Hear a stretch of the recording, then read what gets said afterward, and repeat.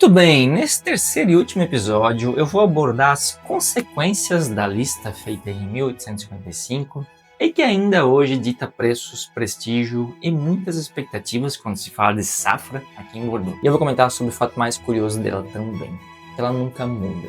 Bem, fazendo. Então se você ainda não viu os episódios anteriores, eu sugiro assistir eles antes desse daqui, ok? Porque senão vai ficar meio confuso e você talvez não vai entender ela tão bem assim. Onde eu tento explicar essa famosíssima classificação que hoje completa aí seus 170 anos. Aliás, hoje não, este ano. Então, roda a vinheta e simbora.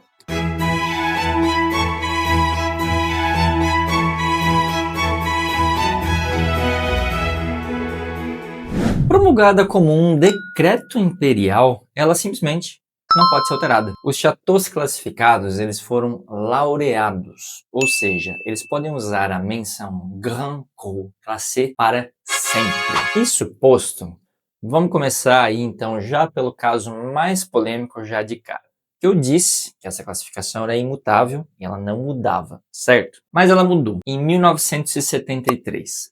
Depois de décadas de pressão, campanhas e muita política, o Chateau Mouton Rothschild foi promovido de 12e a Premier Cru. Aliás, eu comentei que explicaria isso lá no episódio 2, então tá aí agora. A decisão aí assinada por Jacques Chirac, então ministro da Agricultura na época, escancarou aí algo que muitos preferiam não ver, que é o caráter profundamente político dessa classificação. Foi sim um movimento de bastidores, de lobby e de muita influência. Para quem não sabe, tá, os Rothschilds eles são banqueiros influentes aí há mais de 200 anos. Acho que influência não era necessariamente um problema para eles. É claro que essa mudança controversa até hoje é vista por muita gente como uma ruptura da credibilidade da lista e por outros também como uma reparação histórica. Que afinal de contas, tá, Mouton Rothschild de fato gozava de um prestígio acima da média, assim como hoje. Mas a história de como tudo isso aconteceu é uma história para um outro episódio. Bom, como eu disse anteriormente, a classificação de 55 nasceu como um decreto imperial. Não existe um mecanismo formal para revisão. Além de que, convenhamos, os produtores aí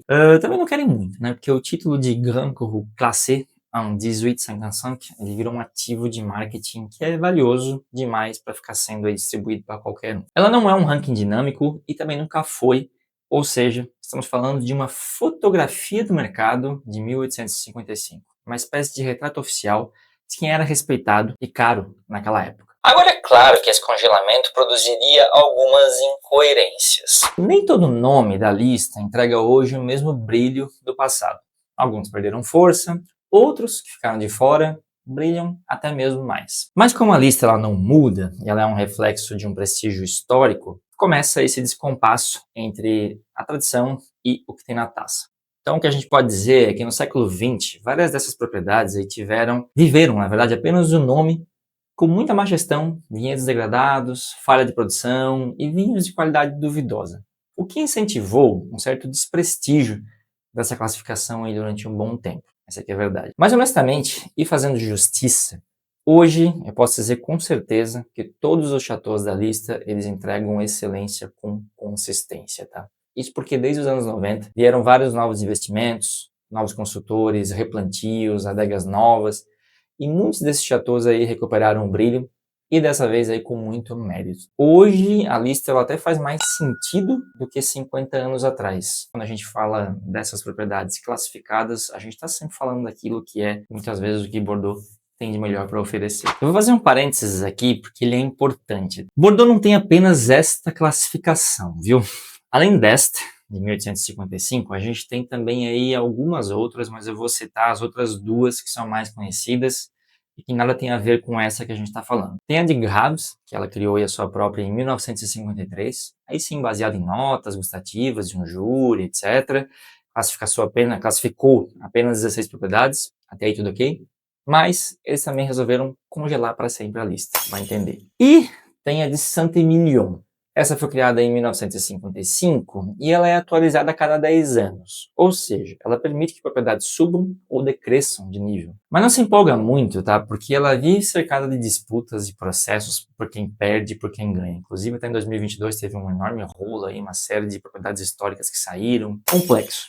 Moral da história, tá? Classificar vinho sempre vai dar briga. Tô fechando parênteses e voltando aí para o assunto, lá se vão 170 anos. Mas qual que é a validade dela hoje em dia? Embora muitos gostem de dizer que não, ela segue sim bem relevante, ainda orienta compradores, colecionadores, investidores, etc. São o farol da região como um todo.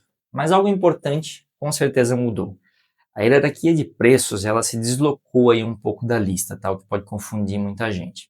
Com exceção aí dos Premier Crus, que seguem no topo e cobram como tal, os demais níveis eles não obedecem mais aí uma lógica previsível, bastante coisa mudou. Você tem aí, por exemplo, só para citar alguns, tá? O Chateau Ponte Canet, que é um 5e cru que custa mais do que muitos aí 2e e 3e, por exemplo. Ou tem o Chateau Talbot, que é um 4e, que é mais valorizado aí que alguns 2e. E o próprio Chateau Palmer, que oficialmente é um 3e, mas que meio que disputa preços aí com um Premier. Então, tem tudo isso.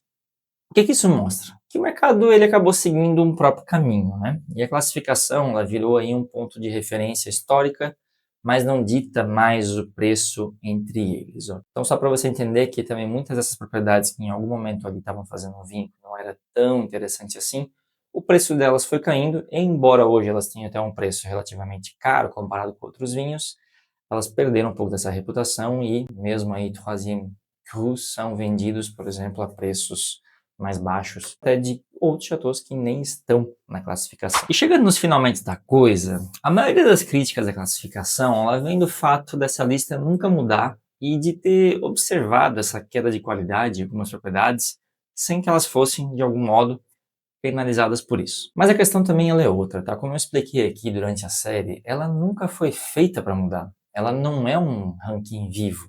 Ela é um registro histórico. E como todo registro histórico, ela deve ser vista com uma certa, como é que eu vou dizer, a consciência crítica também. Acho que saber compreendê-la é mais importante do que simplesmente segui-la aí cegamente. E no fim das contas, viu, quem realmente classifica vinho é você. Agora esses chateaus, eles vão, obviamente, continuar tirando proveito disso. Faz parte da história deles, então não tem por que eles não utilizarem isso e, eventualmente, eles vão cobrar um preço mais caro por isso. Querendo ou não, você está botando na mesa 170 anos de história, além que vem no conjunto numa garrafa de um chateau desse de Bordeaux. Então assim, nós chegamos aí ao fim dessa série de 3 episódios da classificação de 1855. Que é uma lista que nasceu aí como uma fotografia de mercado e acabou virando um mito. Uma hierarquia imutável, ou quase, que ainda influencia o que bebemos, o que buscamos e o quanto pagamos por certos vinhos de Bordeaux. O mais interessante também é que muitos desses chateaus aí, eles têm as próprias histórias deles mostrando como eles fizeram para serem classificados. É bastante interessante. Então, se você tiver a oportunidade de visitar esses chateaus um dia, questione eles sobre isso, porque eu tenho certeza que vão ser histórias aí que sempre envolvem pessoas importantes, bastidores, às vezes política, mas com certeza muito prestígio. O que eu vim, no fundo, é isso, saborear belas histórias. Então lembre-se, tradição é importante, mas o gosto no final sempre é seu. Santé e até a próxima!